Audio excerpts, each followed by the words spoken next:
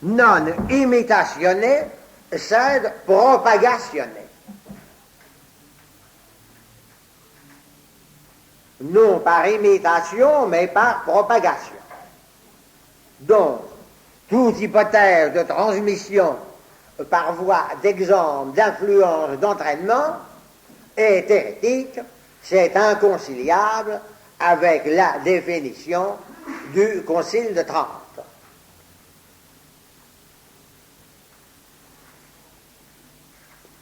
La seule possibilité qu'il y aurait de ne pas admettre que toute l'humanité descend d'un couple unique serait d'envisager une propagation du péché, car il s'est transmis par propagation, qui ne serait pas une génération. Car le Concile de Trente dit propagationner, et il ne dit pas générationner. Il n'est pas défini que c'est par voie de génération, mais il est défini que c'est par voie de propagation. Mais on ne voit pas comment il pourrait y avoir une véritable propagation qui ne serait pas par voie de génération. Et c'est pourquoi, comme l'a dit Pie XII dans le texte du Mani Generis que je vous ai cité tout à l'heure, on ne voit pas comment on pourrait concilier avec la foi la négation de l'unité d'origine de l'espèce humaine. Il y a eu une tentative d'un prêtre paléontologiste, l'abbé Lavocat, qui, pour des raisons que je vais vous dire, ne me paraît pas acceptable, mais qui a le mérite, par rapport aux théologiens modernistes que je viens de rejeter, qui a le mérite de s'efforcer de respecter toutes les données de foi. L'abbé Lavocat dit ceci. Saint Paul compare la propagation du péché à partir d'Adam à la propagation du salut et de la grâce à partir de Jésus-Christ. Or, ce n'est pas par génération que Jésus-Christ nous communique le salut et la grâce. Ne pourrait-on pas envisager qu'Adam ait communiqué le péché aux hommes de la même manière que Jésus-Christ leur communique le salut et la grâce? Eh bien, si cette tentative a le mérite de vouloir tenir compte de tout le donné de foi, je ne pense pourtant pas que cette tentative soit acceptable.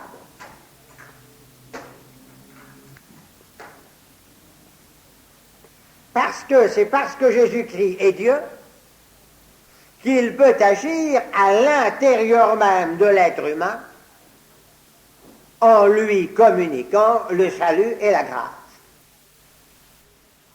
Mais on ne voit absolument pas comment Adam, qui n'est pas Dieu, aurait pu agir à l'intérieur des hommes pour leur communiquer le péché.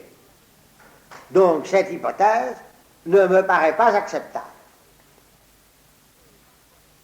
Et par conséquent, puisque l'affirmation que l'humanité tout entière descend d'un couple unique n'a rien d'inconciliable, pour les raisons que je vous ai dites, avec les données scientifiques, alors nous maintiendrons l'affirmation connexe à la foi que toute l'humanité, sans exception aucune, descend d'un couple unique, duquel elle devait hériter la grâce et duquel elle hérite le péché. C'est par voie de génération que le premier homme devait communiquer la grâce à toute sa descendance, et c'est par voie de génération qu'il lui communiquera le péché.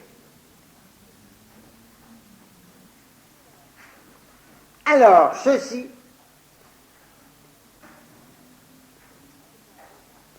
étant établi, nous avons maintenant à examiner ce qu'a été le péché du premier rang.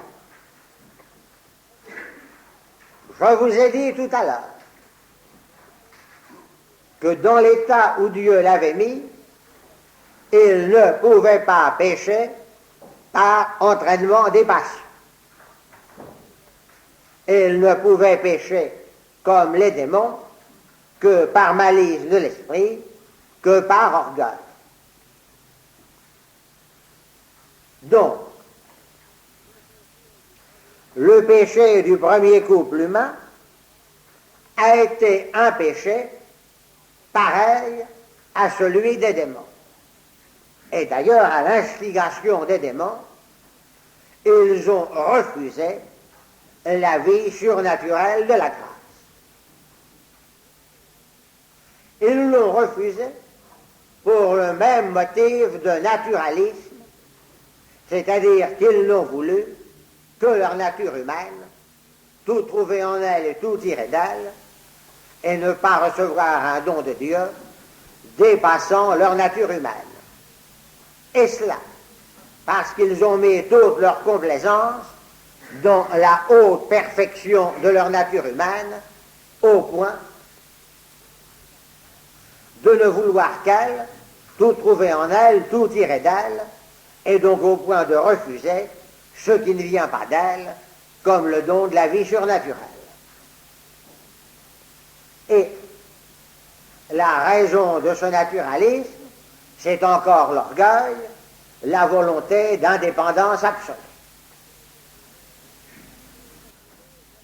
Ils ont voulu ne dépendre que d'eux-mêmes, donc n'avoir que ce qu'ils avaient par eux-mêmes, tout trouver en eux-mêmes, tout tirer d'eux-mêmes, et pour cela refuser la vie surnaturelle de la grâce qu'il fallait recevoir de Dieu comme un pur don, et donc en dépendance de Dieu.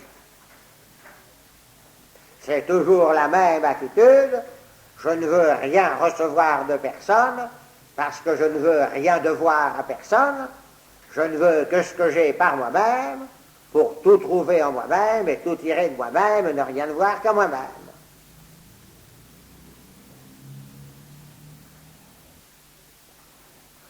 C'est cette volonté d'indépendance absolue qui est l'orgueil qui les a poussés à refuser de dépendre d'un don de Dieu, donc à refuser la vie surnaturelle de la grâce, pour n'avoir que leur nature humaine et ce qu'ils pouvaient tirer d'elle. Vous voyez par là que le péché original a été un péché d'orgueil, un péché de l'esprit, une malice de l'esprit. Et j'y insiste parce que j'espère que personne d'entre vous n'avait encore en tête la légende stupide selon laquelle le péché originel serait un péché de la chair. Ce qui, je vous l'ai dit, est tout à fait impossible, puisque dans l'état où était le premier couple humain, il ne pouvait pas pécher par entraînement des passions.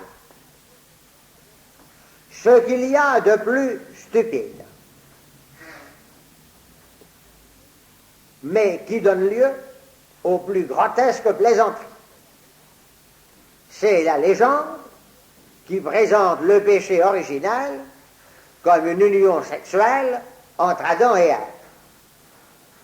Ceci est directement contraire au texte biblique, puisque le texte biblique nous dit que Dieu avait créé Adam et Ève, mari et femme, et leur avait dit croissez et multipliez. Donc l'union des sexes entre Adam et Ève n'avait absolument rien de contraire à la volonté de Dieu et ne pouvait d'aucune manière être un péché. Il y aurait en revanche un peu plus de vraisemblance dans le texte biblique à supposer un péché de gourmandise, à cause de l'histoire de l'arbre et du fruit. Mais si nous regardons de près le texte biblique, les paroles du tentateur ne sont pas une tentation de gourmandise, mais une tentation d'orgueil, puisque le tentateur leur dit, non pas si vous mangez ce fruit, vous éprouverez une sensation agréable, mais si vous mangez ce fruit, vous serez pareil à Dieu. La volonté d'être pareil à Dieu, c'est la volonté d'imiter Dieu dans son indépendance absolue, c'est l'attitude d'orgueil. Quant à savoir s'il faut donner un sens historique, littéral, à l'histoire de l'arbre et du fruit, l'Église ne s'est jamais prononcée là-dessus et la discussion est libre. On peut y voir une vérité historique littérale, comme on peut y voir un mythe, une fable ou un symbole. Mais si on voulait accorder à l'arbre et aux fruits une vérité historique littérale, il faudrait simplement supposer que pour l'homme qui est un être corporel, l'orgueil aurait pu se matérialiser par un geste extérieur comme celui de cueillir un fruit.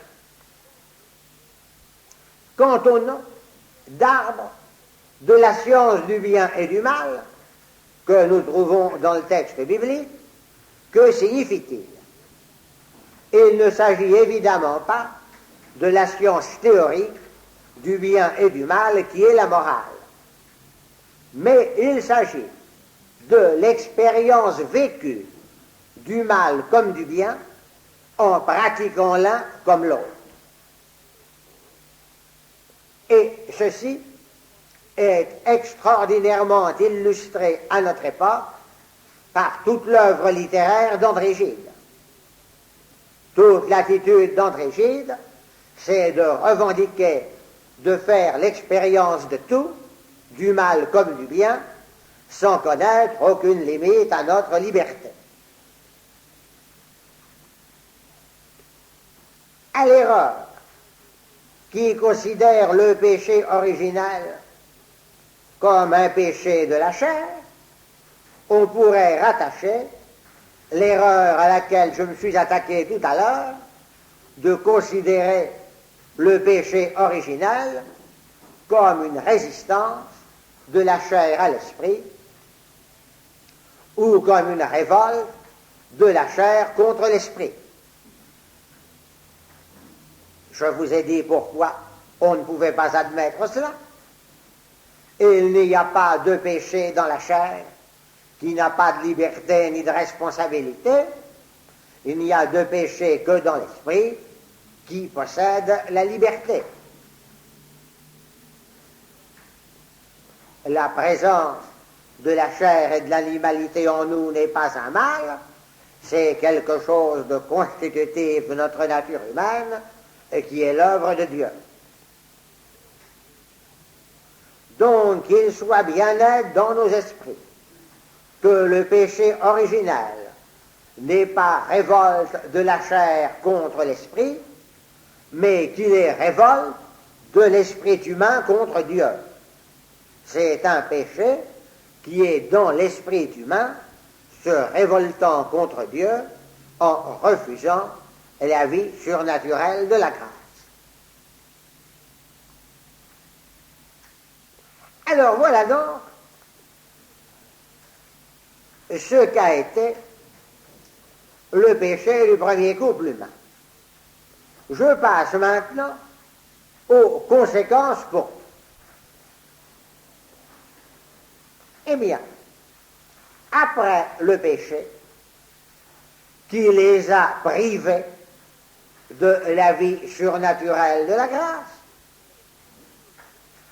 le premier couple humain ne pouvait plus transmettre à leur descendance que ce qui leur restait, c'est-à-dire une nature humaine dépouillée de la vie surnaturelle de la grâce.